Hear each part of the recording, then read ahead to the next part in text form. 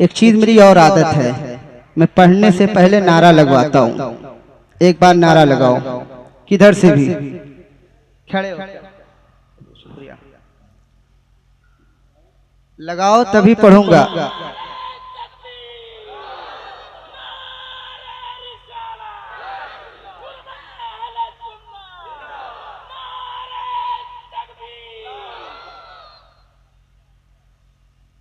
चलिए अच्छी बात है। मैंने मजमा से कहा था, आवाम से कहा था, लेकिन उलमाए किराम ने मिंबरे रसूल से नारा लगा दिया। आप लोगों की लाज रख ली, लेकिन फिर भी अभी मैं मुतमईन नहीं हूँ, दरमियान से नौजवान नारा लगा दे। अरे भाई नारा लगाना है भाई, माशाल्लाह। एक आदमी इधर से भी हो जाइए खड़े। कौन सी बड़ी बात है, मेहमान आपसे मुखातिब है जिंदाबाद। वाह वाह वाह, जिंदाबाद।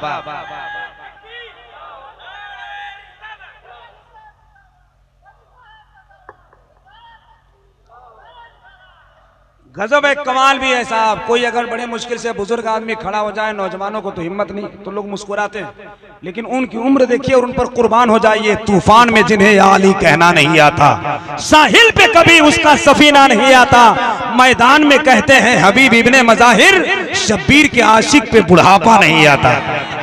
माशाल्लाह। अब जवाब दे, जवाब।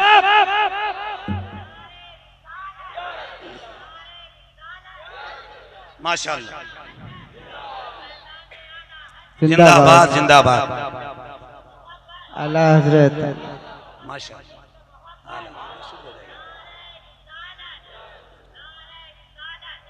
सुभान अल्लाह। जोश मुझे नारा ही से लगता है। जब आप नारा लगाते हैं तो मेरे अंदर जोश पैदा होता है, इसलिए मैं कहता हूँ नारा लगाए। इंशाअल्लाह मुझे हुक्म हुआ है कि कसर के हवाले से, कसर गांव के हवाले से कुछ शेर पढ़ना।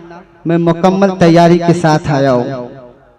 हाँ मैं पढ़ूंगा, लेकिन शर्त है कि आप मुझसे जुड़ जाएं। अगर आप मुझसे दूरी अख्तियार करेंगे तो मैं बड़ी तेजी के साथ माइक छोड़कर मैं अपनी जगह ले लूंगा।